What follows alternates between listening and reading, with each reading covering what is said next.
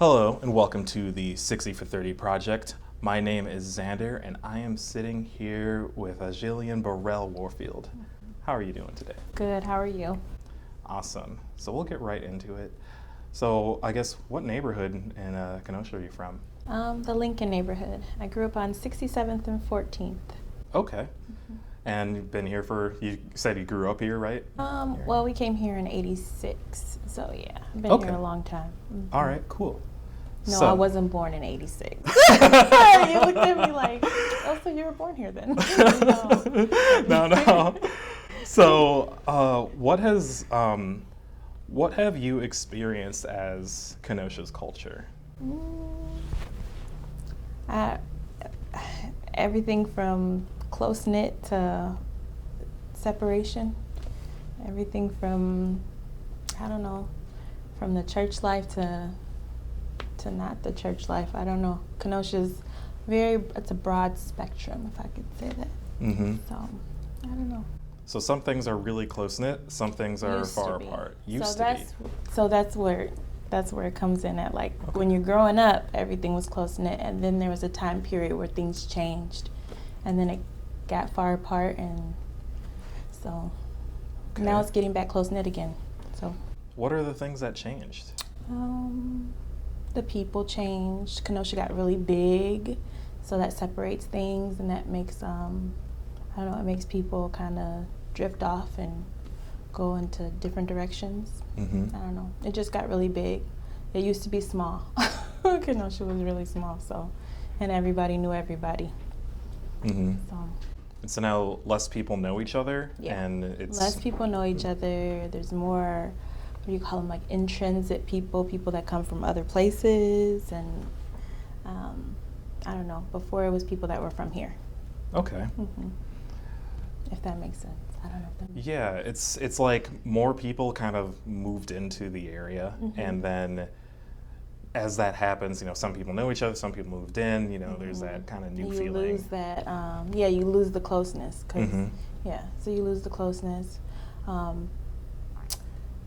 There was a time period where people used to, I'm not going to say everybody's in everybody's business, but everybody knew everybody, and then things changed and nobody wants to know anybody, and everybody's keeping to themselves, so to speak. So then you don't know anybody if you keep to yourself, right? So then you lose those close-knit relationships with people, because then you don't know your neighbors, because everybody's keeping to themselves. Mm-hmm. If that makes sense. I don't know. So how has that affected you in staying in Kenosha with the change of people, with new people, then people being just kind of really intrinsic with their own groups and not knowing? How has that all affected you? I don't know. It changed me. It changed me from being a close-knit person to somebody that just wants to mind their own business. Mm-hmm. So that changed me too. So okay, that's it. So now I mind my business, as opposed to knowing a whole bunch of people. So yeah. Yeah. And so, with those, so what I'm getting here is Kenosha's culture when it was smaller. Kenosha was a lot more close-knit. People talk to each other. It's have dinner at a friend's place every so often kind of thing. Yeah, spend the night at your friend's house, hang out. Yeah. Mm-hmm. You don't do that no more. So. Okay.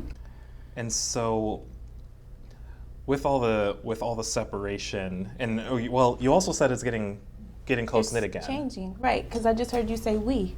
So right, and it's 2021. So now you're saying we, which it may be 5 to 10 years ago, you probably wouldn't have said we. You'd probably be like I. So it's just changed. That's all. What do you think has sparked that new change for Kenosha?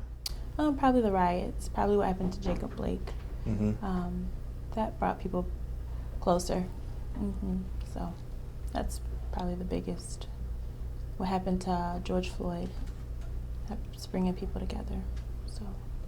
Okay, so George Floyd, riots for Jacob Blake here. Mm-hmm. Those things, I guess they united people in a sense. Yeah, kind of. Yep. So I guess with people being united, what has that resulted in? It's bringing back the closeness. Mm-hmm. So that's the biggest result. Closeness, bringing back support, bringing back friendships, that type of thing. Do you expect that trend to continue? Yeah, I think it'll be good. Yeah, I think it'll continue. Okay. So throughout your time in Kenosha, Mm-hmm.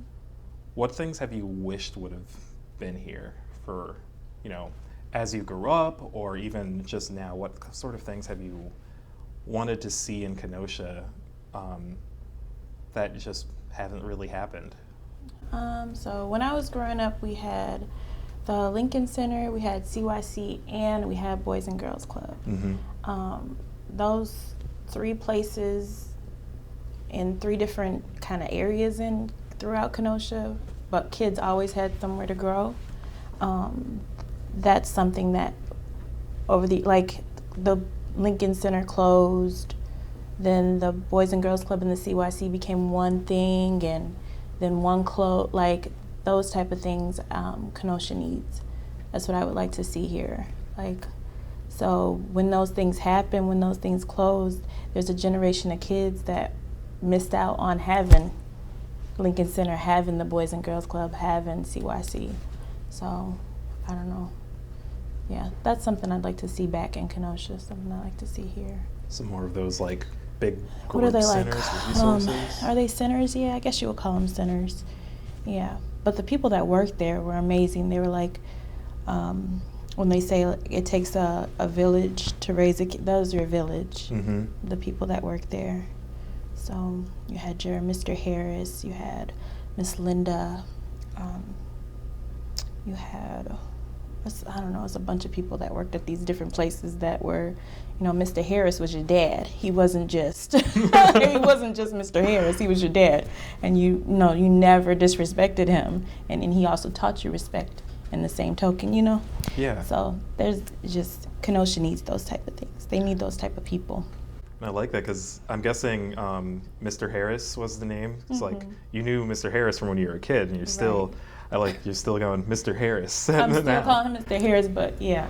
But Mm-hmm. my mom is from Arkansas, so anybody that's older than me, I'm going to call them Mr. and Mrs. I never called anybody by their first name, and I still don't, Mm-hmm. even though I'm in my 30s. I still don't call anybody by their first name, so yeah. Yeah. And so without those experiences in those community centers where, everyone's getting raised with the names like Mr. Harris and such, Mm-hmm. what have you seen in kids now without those areas? Straight chaos. I've seen straight chaos. I don't know. Chaos, disrespect, so many other things. Yeah, grandmothers are younger, so that takes a big toll on people and on kids. So, yeah, those type of things, just chaos. Kids don't have no order. Mm-hmm. That type of thing, so I don't know. They don't have grandma at home that they're scared of. They're scared to get in trouble when they get home. So, yeah, those type of things. I don't know. So it's like those community centers help even build up individuals' families. Yep. Mm-hmm. Yep. Give you respect, structure. Yeah, all of it. Mm-hmm. Yep. We needed it. Yep. I worked at the CYC, so when I was 14. So yeah, I had Miss Linda. I had Mr. Harris. So yeah. So it was not just like a place to grow up. It was you worked there. Yeah. So. Oh yeah. Yeah. They hired kids, made sure kids had your worker's permit, and that's where you got your first job, and you learn how to be at work on time. And they also did classes. I remember going to the AIDS Center and learning about sexuality, but in a healthy way, Mm-hmm. learning about sexuality. So yeah, so it was good. I don't know, it was good times. We cleaned up the parks, all kinds of stuff. So yeah. Yeah, it sounds like it was working as this. It wasn't home, it wasn't school, and it supplemented that in between. That in between, that downtime the kids should never have. Mm-hmm. No downtime for kids. No kids need downtime. No, they Mm-hmm. need to stay busy all the time. Yeah. So yeah, it's a good place. Yeah. Mm-hmm. That sounds great. Doesn't it sound great? It does. Come on, Kenosha, bring it back. So now I know there's the Boys and Girls Club is still there, and that's it's kind of it. And even though that's still there, it's still not the same level with all three. No, it's not as close knit. Boys and Girls Club is for all of Kenosha, every part of Kenosha. It's not as close knit. It's different. It's different. It's sponsored different. I think it's just different. It's different. It's not the same. Yeah. Okay. Where are you from? Where am I from? I'm actually from Minnesota. Minnesota. Oh, Yeah. okay. Okay. So I'm in a small suburb of Minnesota. Okay. Come here for actually only been here for 2 years. Okay. So Okay. Minnesota's big. yeah. Okay. Suburb of Twin Cities. So oh, really? Mhm. That's huge. Okay. yeah. So it's not a small area. Kenosha seems like this. It seems like for me like more mid-size. Like it's between Milwaukee and Chicago. So we're thinking these big cities compared to it. And you said it's been getting bigger. You know, when we're talking bigger, we're at 100,000-ish right now. Oh, Is about really? our population. Shut up. Yeah. Last time I looked at that population sign, it said 80,000. Mhm. I haven't looked at it probably since it's been years. But it used to say 80,000 for a long time. Yeah. And so 100,000? Jeez. what do you think People. when you were growing up and you had that close-knitness? We already talked about, the community centers being, contributing to making that close-knitness, that respect, that third space for people. What else do you think contributed to that? Churches. Yeah. The pastors, a lot of pastors in Kenosha were out really involved in the community. So, yeah, that's changed too. Everybody's minding their own businesses, so, yeah. So it's just... The thing with Jacob Blake is brought people to not mind their business as much, even though they probably still are, due to COVID. I know COVID makes people mind their business too and stay in their own houses, right? So, but the Jacob Blake situation has brought people back out too, into the communities. So that's really good. And that's whether it be a march, whether it be cleanups, boarding up. I remember, when I was boarding up uptown, downtown, Lincoln Park area, people came together, painted. Yeah. Those events that came from tragedy, they're bringing people together, is what you're saying. Yep, they're bringing people together. Yep. Okay. How would you like to see people stay getting together, as we're almost up to a year after Jacob Blake was shot, as of this interview or of this conversation? How would you like to see that continue as people stay together and try to be close knit through Kenosha? I don't know. Just stay inclusive. There's a lot of pillars in our community that they should just stay inclusive, and people that are in the community need to get out. I don't know what else to say. Get out and just keep doing what we were doing. What should we get out to? What would you... Where do you want to get out to? Probably downtown to the Harbor Market. Get out to all these cleanups that the city's having. Everybody come join those things. I don't know, just get out of the house. I don't know. Especially this summer, because Harbor Market's back. It's exciting. Lincoln Park Live is coming back. Oh, it is? Oh, good. Okay. Oh, that's really good. So, community events. Community events, yes. Go on your event. Is it Eventbrite? Eventbrite has a lot of stuff that happens in Kenosha. There's another one. Space has a lot. Get on your Facebook and go to Kenosha's Facebook page. Yeah, just get out. Get out the house. Yeah. Just build that sense of community togetherness again, it sounds like. Yeah, we're working on it. It's going good. It's going good. Yep, Juneteenth, there was a really good turnout. Everybody was out there, so that was good. So, I see a lot of people at Harbor Market, so that's good too. The more people you see, more conversations, the more togetherness. Maybe we can build something off of that. Yeah, for sure. Yep. Okay. What else you got? So out in the we have, I guess, with, currently building community, and, Kenosha leaders right now talking about an innovation space, innovation center downtown. What would you like to let Kenosha leaders, what else would you like them to know?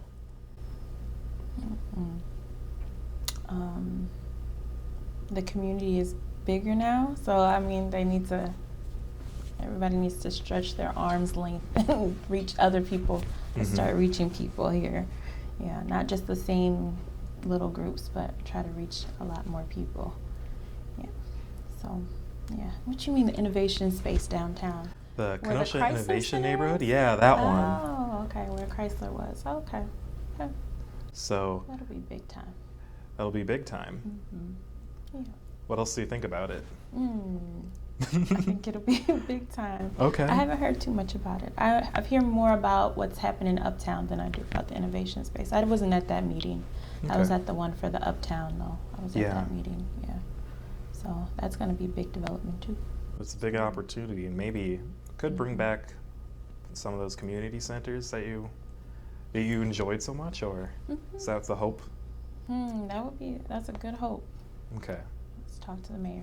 Let's talk to the mayor about it, but yeah, that's Wow. good hope. I hope he does bring back some of those things. That would be nice. Well, it has been great talking with you. Thank you. You too. All right. It was nice meeting you, Xander. It's nice meeting you. Mm-hmm.